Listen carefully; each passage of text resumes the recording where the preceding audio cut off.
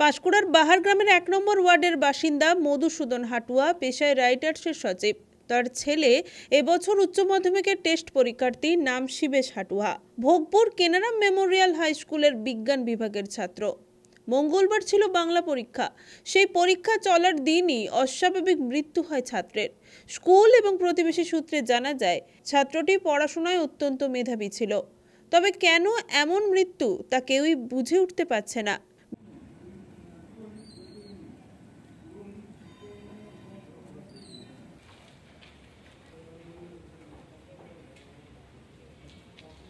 তো নাম শিবেশ হাটুই, দ্বাদশ বিজ্ঞান বিভাগের ছাত্র।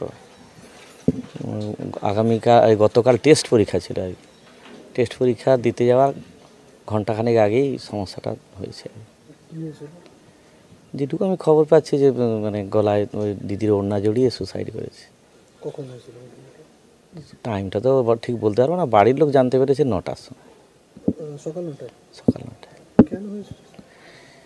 এই নিয়ে স্টুডেন্ট হিসেবে খুবই ভালো, মেধাবী।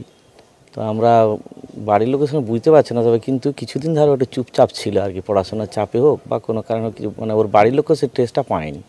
অথচ সকালবেলা উঠে যেমন চা বিস্কুট খায়, টিফিন খেতে চেয়েছে, টিফিন খেয়েছে, তবে দরজা লাগিয়ে পড়ে আর কি। এইবারে যেহেতু বলছে পড়ছে, তাই জন্য বাড়ি থেকে আর ডিস্টার্ব করেনি।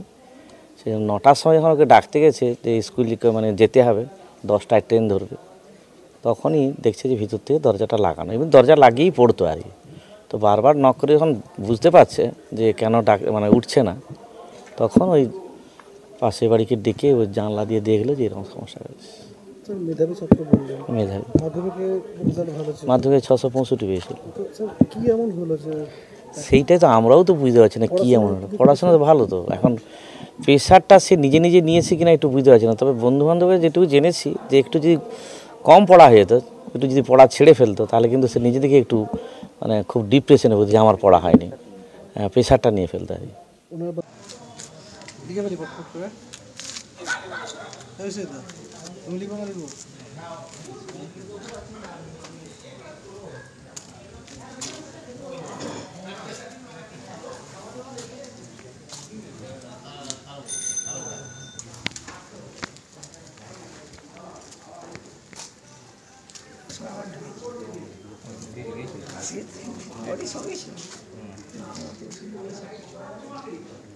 এটা আমার মানে পাশের বাড়ি। আমাদের ছেলে খুব ভালো ছিল, খুবই ভালো। পড়াশোনা কিরকম ছিল? পড়াশোনা একদম খুব সুন্দর। হঠাৎ করে এরকম কেন করলো? এটা তো মানে কথাটা কম বলতো মা।